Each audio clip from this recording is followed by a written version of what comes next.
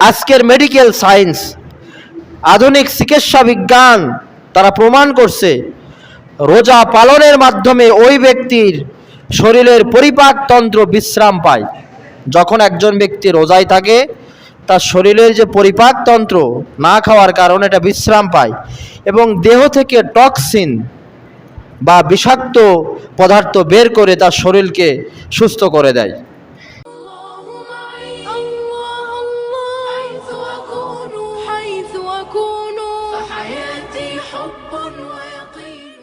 পবিত্র মাহে রমজানের শিক্ষা, রোজা আমাদের কি শিক্ষা দেয়? রোজা এটি এমন একটি ইবাদত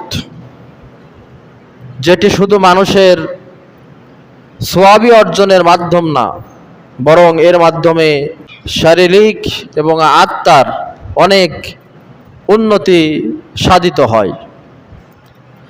এক মাসের রোজা এ যেন বাকি 11 মাসের একটি ট্রেনিং। রমজানের প্রথম যে শিক্ষা, যেটি আল্লাহ তাআলা পবিত্র কোরআনুল কারীমের ভিতরে বলেছেন, ইয়া আইয়ুহাল্লাযীনা আমানু, হে ঈমানদারেরা, কুতিবা আলাইকুমুস সিয়াম, তোমাদের উপরে রমজানের রোজাকে ফরজ করা হয়েছে, কামা, যেমনটি কুতিবা আলাল্লাযীনা মিন ক্বাবলিকুম, তোমাদের পূর্ববর্তীদের উপরেও এই রোজাকে ফরজ করা হয়েছিল। উদ্দেশ্য একটাই, লাআল্লাকুম তাত্তাকুন, যাতে তোমরা আল্লাহ ভীতি অর্জন করতে পারো। রোজা আমাদের এমন একটি আল্লাহ ভীতি অর্জন করতে শেখায়, সারাদিন ক্ষুধা তৃষ্ণা থাকা সত্ত্বেও কেউ গোপনে কিছু খায় না। দেখা যাচ্ছে গোসল করতে যেয়ে এক ঢোক পানি খেয়ে নিল, ঘরের ভিতরে কোনো খাবার খেয়ে নিল, কিন্তু কোনো রোজাদার ব্যক্তি এমনটি করে না। তার মনের ভিতরে এই অনুভূতি জাগ্রত হয়, কেউ না দেখলেও দেখছেন যিনি, আল্লাহ হচ্ছেন তিনি। এর নাম হচ্ছে তাকওয়া, আল্লাহ ভীতি। আমাদের রোজা প্রথম যে শিক্ষা, এটি শুধুমাত্র রোজার ক্ষেত্রেই নয়, এই তাকওয়াটা যাবতীয় ক্ষেত্রে জীবন পরিচালনার প্রতিটি দিক এবং বিভাগে, জীবন পরিচালনার প্রতিটি মোড়ে মোড়ে বাঁকে বাঁকে এই আল্লাহ ভীতি থাকতে হবে। কেউ যেটা দেখে না সেটা দেখেন আল্লাহ। ঘুষ খাবো না, আল্লাহর ভয়ে, আল্লাহ দেখছেন। জিনা ব্যভিচার করব না, আল্লাহর ভয়ে, আল্লাহ দেখছেন। মিথ্যা কথা বলবো না, আল্লাহ মনের খবর জানেন। গোপনে কোনো অন্যায় কাজ করব না, আল্লাহ এটি দেখছেন। এই আল্লাহ ভীতিটা মানুষদেরকে সচ্চরিত্রবান মানুষ হিসাবে তৈরি করে। এই পৃথিবীতে আপনি পুলিশ দিয়ে, আর্মি দিয়ে, প্রশাসন দিয়ে মানুষদেরকে অন্যায় কাজ থেকে বিরত রাখতে পারবেন না। সাময়িক কিছু বিরত রাখতে পারেন। মূলত মানুষ পাপ কাজ থেকে বিরত থাকবে একমাত্র, কেবলমাত্র, শুধুমাত্র আল্লাহ ভীতির মাধ্যমে। যে কেউ যেটা দেখছেন না, আল্লাহ দেখছেন। মৃত্যুবরণ করতে হবে, বিচার হবে, কিয়ামতের কঠিন ময়দানে আল্লাহর আদালত বসবে, আসামির কাঠগড়ায় দাঁড়াতে হবে, ভালো কাজের পুরস্কার দেওয়া হবে, খারাপ কাজের শাস্তি দেওয়া হবে। এই অনুভূতি যার অন্তরের ভিতরে জাগ্রত হবে, কেবলমাত্র তার দ্বারাই দুনিয়াতে যাবতীয় অন্যায় পাপাচার কাজ থেকে বিরত থাকা যাবে। তো রোজা এসেছিল সেই তাকওয়া অর্জনের জন্য। এই তাকওয়া জিনিসটা কি? উবাই ইবনুল কাব রাদিয়াল্লাহু তাআলা আনহু প্রশ্ন করছেন, তাকওয়া কি? ওমর ফারুক রাদিয়াল্লাহু তাআলা আনহুর কাছে তিনি বলছেন যে, তুমি কি এমন সংকীর্ণ সরু রাস্তা দিয়ে চলেছ যে রাস্তাটি খুবই চিকন, সরু, সংকীর্ণ, রাস্তার ডানে বামে কাটা বিছানো, আর ওই রাস্তা ছাড়া গন্তব্যস্থলে পৌঁছানোর বিকল্প আর কোনো রাস্তা নেই, এই রাস্তা দিয়ে তোমাকে যেতেই হবে। আবার রাস্তার ডানে বামে কাটা বিছানো, রাস্তাটা খুবই চিকন, তুমি কিভাবে এই রাস্তা পার হবা? উবাই ইবনুল কাব বলছেন, যেহেতু আমার এই রাস্তা দিয়েই যেতে হবে, আর কোনো দ্বিতীয় বিকল্প রাস্তা নাই, আবার রাস্তার দুই পাশে কাটা বিছানো। সুতরাং আমি আমার জামা কাপড় লুঙ্গি এমন আটসাট করে জড়সড় হয়ে খুবই সংগোপনে খুবই সাবধানে এমনভাবে রাস্তাটা পার হব যাতে রাস্তাটাও পার হয়ে যেতে পারি, আবার ডানে বামের যে কাটা বিছানো এই কাটাটাও আমার শরীরে বিদ্ধ না হয়। ওমর রাদিয়াল্লাহু তাআলা আনহু বললেন, এইটার নামই হচ্ছে তাকওয়া। তার মানে কি, এই দুনিয়াতে চলতে যে তোমার ডানে পাপ বামে পাপ, সামনে পাপ পেছনে পাপ, উপরে পাপ নিচে পাপ, যেখানে যাবা সেখানেই পাপ, এই পাপ পঙ্কিলতায় নিমজ্জিত পৃথিবীর মাঝখানে তুমি চলবা, পাপ তোমাকে স্পর্শ করবে না, এর নাম হচ্ছে তাকওয়া।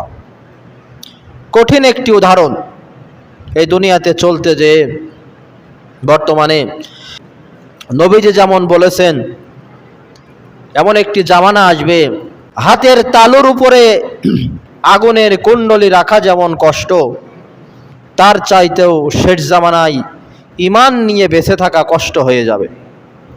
তো সেই জামানা আকাশ সংস্কৃতি, ফেসবুক, ইন্টারনেট ইত্যাদির মাধ্যমে আমাদের চরিত্র ধ্বংস করার চেষ্টা করা হচ্ছে। চতুর্দিকে পাপে ভরা এই পাপের সমাজে আমরা চলব, পাপ আমাদের স্পর্শ করবে না, এর নাম তাকওয়া। কেউ যেটা দেখে না সেটি দেখে আল্লাহ, এই ভয় রোজা আমাদের জাগ্রত করে। রমজানের দ্বিতীয় শিক্ষা হচ্ছে আল্লাহর নিয়ামতের শুকরিয়া আদায় রোজা আমাদের করতে শেখায়। এই পৃথিবীতে আপনি কত দামি দামি খাবার খেয়েছেন, রেস্টুরেন্টে খেয়েছেন, দাওয়াত খেয়েছেন, অত তৃপ্তি পান নাই যত তৃপ্তি পান ইফতার খেয়ে। দুপুরের পরে আসরের পরপর ইফতারের আগ মুহূর্তে যখন ইফতারের কথা একটু মনে উদয় হয় যে আজকে ইফতার করব, মনের ভিতরে যে একটা ফিলিংস কাজ করে, একমাত্র ভুক্তভোগী রোজাদার ছাড়া এটি কেউ বুঝতে পারে না। আল্লাহর নিয়ামতের শুকরিয়া আদায় করা যায় প্রচণ্ড গরমের ভিতরে থেকে, যখন ঠান্ডা পানি দিয়ে আমরা ইফতার করি, রকমারি আইটেমের খাবার, এটি আল্লাহর একটি রিজিক। পৃথিবীতে অসংখ্য নিয়ামত দিয়ে আল্লাহ আমার আপনার জীবনটাকে ভরে দিয়েছে। আমরা বাড়িতে বিদ্যুৎ ব্যবহার করি, প্রতি মাসে মাসে কারেন্টের বিল দেওয়া লাগে। যারা পৌরসভার আন্ডারে, সিটি কর্পোরেশনের আন্ডারে বসবাস করে, তাদের পানির বিল দেওয়া লাগে।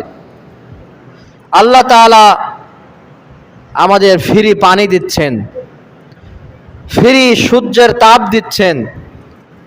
যদি ফেরেশতা এসে প্রতি মাসে মাসে এই সৌর বিদ্যুৎ, সূর্যের তাপ, সূর্যের আলোর বিল চাইতো, এক মাসের বিল দেওয়ার ক্ষমতা আমাদের হতো না। একজন মানুষ প্রতিদিন বর্তমান বাজার মূল্যের 4.5 লক্ষ টাকার অক্সিজেন গ্রহণ করে। প্রতিদিন 24 ঘন্টায় প্রতিটা মানুষ 4.5 লক্ষ টাকার অক্সিজেন, আল্লাহর ফ্রি অক্সিজেন গ্রহণ করে। হসপিটালে যান, যদি অক্সিজেন দেওয়ার প্রয়োজন হয় 1 ঘন্টা অক্সিজেন দেন, দেখেন কত টাকার বিল আপনাকে ধরায় দেয় কর্তৃপক্ষ। এত নিয়ামত দিয়ে আল্লাহ আপনার জীবনটাকে ভরে দিয়েছেন, যে নিয়ামতের শুকরিয়া স্বরূপ আমরা কি করেছি এটা একটু আমাদের বিবেকের আয়নায় দাঁড় করাতে হবে। রোজা আমাদের 3 নম্বরে শিক্ষা দেয় সহমর্মিতা ও ভ্রাতৃত্ববোধ। যারা ধনী আছে, ধনীরা গরিবদের ক্ষুধার যন্ত্রণা বুঝতে পারে। রোজায় থাকার কারণে যে ক্ষুধা লাগে আমাদের, গরিবরা এই রকমের ক্ষুধায় নিয়মিত ভোগে। রোজা আমাদের শিক্ষা দেয় দরিদ্রদের পাশে দাঁড়াও, নিম্ন আয়ের মানুষের পাশে দাঁড়াও। এই জন্য যাদের তোমাদের সামর্থ্য আছে জাকাত দাও, সামর্থ্য আছে আল্লাহর রাস্তায় দান করো, সামর্থ্য আছে রমজান মাসে তোমরা ফিতরা আদায় করো, যাতে গরিবেরা ভালোভাবে ঈদটা পালন করতে পারে। রোজা আমাদের আরও শিক্ষা দেয় একটা গুরুত্বপূর্ণ জিনিস, আপনার জীবন বিধ্বস্তকারী আপনার জীবন ধ্বংসকারী জিনিস থেকে আপনি রক্ষা পেতে পারেন এই রমজান মাসে। যারা ধূমপাই অভ্যস্ত, বিড়ি সিগারেট খান, নিজের ক্ষতি নিজে ডেকে আনছেন। প্যাকেটের উপরে সুন্দর করে লেখা থাকে এখন আর ধূমপান স্বাস্থ্যের জন্য ক্ষতিকর, এই ভাষা আসে না, এখন সরাসরি লিখে দেয় ধূমপান মৃত্যুর কারণ, মৃত্যু ঘটায়, ক্যান্সারের কারণ, ইত্যাদি ইত্যাদি। এই ধূমপান যারা করেন একদিক থেকে নিজের ক্ষতি নিজে করছেন, আর এক দিক থেকে অপচয় করছেন। আপনি যদি একটু এক মাসের হিসাব করেন, প্রতিদিন আপনার বিড়ি সিগারেট খাইতে কয় টাকা লাগে, মাসে কত, বছরে কত, লক্ষ লক্ষ টাকা আপনি এই ধূমপানের পেছনে ব্যয় করছেন। যারা রোজায় ছিলেন ধূমপানে অভ্যস্ত, দেখেন আপনি কিভাবে বিরত থাকছেন। সাহরি খাওয়ার পর থেকে নিয়ে মাগরিব পর্যন্ত 13-14 ঘন্টা আপনি ধূমপান করতে পাচ্ছেন না। যারা অভ্যস্ত, ইফতার করার পরে হয়তোবা 1-2টা ধূমপান করলেন, করার পরে এরপরে আবার ঘুমিয়ে পড়লেন 6-7 ঘন্টা। তার মানে প্রায় 21-22 ঘন্টা আপনি ধূমপান থেকে বিরত থাকছেনই। যদি আরেকটু চেষ্টা করেন বাকি 2 ঘন্টা আপনি বিরত থাকতে পারবেন। রোজার মাসে এটা একটা উত্তম শিক্ষা, ধূমপান থেকে নিজেকে বাঁচিয়ে রাখা। বাকি 11 মাসেও যাতে এই রুটিনে আমরা চলতে পারি। রোজার 5 নম্বরের শিক্ষা, সেটি হচ্ছে নৈতিক এবং চারিত্রিক পবিত্রতা। রোজা শুধুমাত্র পেটের নয়, রোজা চোখ, কান, জিহ্বা এবং অন্তরেরও রোজা। এই জন্য রোজা থাকা অবস্থায় মিথ্যা কথা বলা যাবে না, গীবত করা যাবে না, ঝগড়া করা যাবে না, অশ্লীল কথা বলা যাবে না, যাবতীয় যৌন কাজ থেকে বিরত থাকতে হবে। এটা হচ্ছে রোজার থেকে একটি আমলীয় কাজ, পালনীয় কাজ। এটি একজন মানুষের চরিত্র গঠনে গুরুত্বপূর্ণ ভূমিকা পালন করে। আপনার প্রচণ্ড মেজাজ খারাপ, রোজার মাসে আপনি কি বলেন যে মাথা যে গরম হয়েছে শুধু রোজায় আছি বলে তোকে গাল মন্দ করলাম না, এরকম কিন্তু আমরা বলি। তার মানে রোজাকে আপনি শ্রদ্ধা করছেন, সম্মান করছেন। রোজা আপনার চরিত্র গঠনে গুরুত্বপূর্ণ ভূমিকা পালন করে। রোজায় থেকে যেমন আপনি কাউকে গালি দিতে পারবেন না, মিথ্যা কথা বলতে পারবেন না, গীবত করতে পারবেন না, এই চরিত্রটা যদি আমরা বাকি 11 মাস নিয়ে যাই তাহলে আমাদের জন্য কতই না উত্তম হতো, আমাদের চরিত্র কতই না সুন্দর হতো। চরিত্রর দিয়েই মানুষের মনটা জয় করতে হয়। মানুষের মুখেই জয়, মানুষের মুখেই ক্ষয়। আপনার মুখের দ্বারাই আপনার জয় হবে, আপনার মুখের ভাষার দ্বারাই আপনার ক্ষয় হবে। সুতরাং রোজার এই শিক্ষাটা যাতে ইফতারের পরেও আমরা কাজে লাগাতে পারি এবং বাকি 11 মাস যাতে কাজে লাগাতে পারি, আল্লাহ তাআলা আমাদের সেই তৌফিক দিক। রোজা 6 নম্বরে আমাদের শিক্ষা দেয় শৃঙ্খলা এবং নিয়মানুবর্তিতা। রোজা মানুষের দৈনন্দিন জীবনে এক অদ্ভুত শৃঙ্খলা নিয়ে আসে। নির্দিষ্ট সময়ে সাহরি খাওয়া, নির্দিষ্ট সময়ে ইফতার করা, এই রুটিন একজন মানুষকে সময়ের গুরুত্ব বুঝতে শেখায়। আপনি ইচ্ছামতো সাহরি খেতে পারবেন না, ইচ্ছামতো ইফতার করতে পারবেন না। নির্দিষ্ট সময়, সাহরের সময় যখন শেষ তখনই আপনার শেষ করতে হবে। শোবে সাদিক হয়ে যাবে, আপনি ইফতার সাহরি খেয়ে নেবেন, এমনটি হলে হবে না। আবার আজানের 2-5 মিনিট বাকি আছে, আপনি ইফতার করে ফেলবেন, এটা আপনার রোজা হবে না। একটা নির্দিষ্ট রুটিন রোজা আমাদেরকে শিক্ষা দেয়। জীবনটা যদি আমরা এইভাবে একটা ডিসিপ্লিনের ভিতরে আনতে পারি। অধিকাংশ মানুষ অসুস্থ হয়ে পড়ে, হার্ট অ্যাটাক, নানাবিধ রোগ ব্যাধিতে ভোগে তার অনিয়ন্ত্রিত জীবন যাপনের কারণে। ডিসিপ্লিন এবং নিয়মতান্ত্রিক যদি জীবন যাপন করে তাহলে আরও জীবনটা সুন্দর হবে, ওই ব্যক্তির জীবনে রোগ ব্যাধি খুব কমই হবে। সময় মতো ঘুমাতে যাওয়া, সময় মতো ঘুম থেকে ওঠা, নামাজ সর্বশ্রেষ্ঠ ব্যায়াম। পৃথিবীতে সবচাইতে পরিষ্কার পরিচ্ছন্ন মানুষ হচ্ছে নামাজিরা। নামাজের পূর্বে 5 বার ওযু করে, কুলি করে, হাত ধোয়, মুখ ধোয়, পা ধোয়। তার চাইতে আর উত্তম পরিষ্কার পরিচ্ছন্ন ব্যক্তি পৃথিবীতে আর কে হতে পারে? যখন সকালবেলা ঘুম থেকে ওঠে পরিষ্কার পরিচ্ছন্ন হয়ে নামাজে আসে, পায়ে হেঁটে পায়ের ব্যায়াম হয়ে যায়, রুকু সেজদা দেয়, শরীরের ব্যায়াম হয়ে যায়, হাঁটার ব্যায়াম হয়ে যায়, ইত্যাদি ইত্যাদি। এজন্য রোজা নামাজ ইন্নাস সালাতা কানাতা আলাল মুমিনিনা কিতাবাম মাওকুতা, নিয়মানুবর্তিতা, ডিসিপ্লিন শিক্ষা দেয় রোজা আমাদের। রমজানের সর্বশেষ শিক্ষা সেটি হচ্ছে রোজা আমাদের শারীরিক এবং মানসিক সুস্থতা নিয়ে আসে। আজকের মেডিকেল সায়েন্স, আধুনিক চিকিৎসা বিজ্ঞান তারা প্রমাণ করছে রোজা পালনের মাধ্যমে ওই ব্যক্তির শরীরের পরিপাকতন্ত্র বিশ্রাম পায়। যখন একজন ব্যক্তি রোজায় থাকে তার শরীরের যে পরিপাকতন্ত্র না খাওয়ার কারণে এটা বিশ্রাম পায় এবং দেহ থেকে টক্সিন বা বিষাক্ত পদার্থ বের করে তার শরীরকে সুস্থ করে দেয়। এই জন্য যারা খ্রিস্টান ডাক্তার, বেধর্মী ডাক্তার, তারা বলে মাসে কমপক্ষে 2 দিন 3 দিন অনাহারে কাটাবেন, না খেয়ে থাকবেন যদি শারীরিক সুস্থতা চান। এজন্য আমাদের অভ্যাস করতে হবে, শুধু রমজান মাসেই নয়। অনেক অসুস্থ মানুষ বলে রোজার মাসে ভালো ছিলাম রোজায় থেকে। তা আপনি শুধু রমজান মাসে রোজা রাখবেন বিষয়টি এমন নয়। নবীজি প্রতি মাসে 3টি রোজা রেখেছেন, আইয়ামে বীজের রোজা। এটি আপনার শরীরকে সুস্থ রাখতে বিরাট কার্যকরী ভূমিকা পালন করে।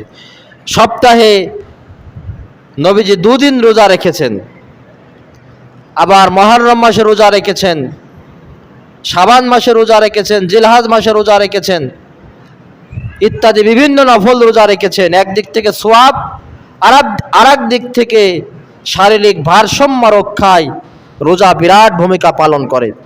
তা আমরা যাতে রোজার এই শিক্ষা নিয়ে বাকি 11টি মাস চলতে পারি, এমনটি যেন না হয় রোজার মাসে জামাতের সাথে নামাজ পড়লাম, ওই যে ফেসবুকে ঈদের পরের দিন আমাদের দেশের কিছু ছেলেরা স্ট্যাটাস দেয় যে একটি হারানো বিজ্ঞপ্তি। সেটি হচ্ছে রমজান মাস শেষ হওয়ার কারণে মসজিদ থেকে কয়েক কাতার মুসল্লি হারিয়ে গেছে। রোজার মাসে মাগরিব, এশা, ফজরে 3 কাতার, 4 কাতার, 5 কাতার মসজিদ ভরে মুসল্লি। রোজার মাসও শেষ, ওর তাকওয়াও শেষ। তাহলে এই রোজা তার মূলত লৌকিকতা, লোক দেখানোর রোজা হয়েছে। আল্লাহ ভীতি অর্জন 11 মাসের ট্রেনিং এই রোজার মাধ্যমে সে পায়নি। আর ঈদের প্রকৃত আনন্দ তো তাদের যারা রমজান মাসের রোজা রেখেছে, ইবাদত বন্দেগীতে নিজেকে ব্যস্ত রেখেছে, তাদেরই হচ্ছে তাদের জন্য ঈদ। নবীজি বলেছেন রমজানে রোজা রেখে যারা ঈদগার মাঠে আসে, নামাজ পড়ে যখন ফিরে যায়, একজন শিশু মায়ের পেট থেকে যেমন নিষ্পাপ হয়ে ভূমিষ্ঠ হয়, ওই লোকটা নিষ্পাপ হয়ে বাড়ি চলে যায়। সুবহানাল্লাহ। কিন্তু শরীরটা সুস্থ ছিল, কোনো সমস্যা ছিল না, এরপরও রোজার মাসে রোজা রাখেনি। তার চাইতে কপাল পোড়া হতভাগ্য ব্যক্তি আর কেউ হতে পারে না। আমরা ঈদ পালন করার জন্য প্রস্তুতি নিই, অনেক প্রস্তুতি, মার্কেট করা নিয়ে ব্যস্ত হয়ে পড়ি, কিন্তু রোজা রাখি না। 1 বছর আগ থেকে ঈদের দিন গরুর গোশত খেতে হবে, খাসির গোশত খেতে হবে, এই জন্য প্রতি সপ্তাহে কিছু টাকা জমিয়ে সমিতি করে 1 বছর আগের থেকে ঈদের দিন গোশ খাওয়ার প্রস্তুতি নিই, কিন্তু রমজান মাসের রোজা রাখার প্রস্তুতি নিই না। একটু লাজ লজ্জাও আমাদের করে না। আল্লাহ তাআলা আমাদেরকে প্রকৃত রমজানের শিক্ষা কাজে লাগিয়ে যাতে তাকওয়া অর্জন করে বাকি 11টি মাস চলতে পারি, আল্লাহ তাআলা আমাদের সকলকে সেই তৌফিক দিক। আমিন। ওমা তৌফিকি ইল্লা বিল্লাহ, আলাইহি তাওয়াক্কালতু ইলাইহি উনীব, ওয়া আখিরু দাওয়ানা আনিল হামদুলিল্লাহি রাব্বিল আলামিন।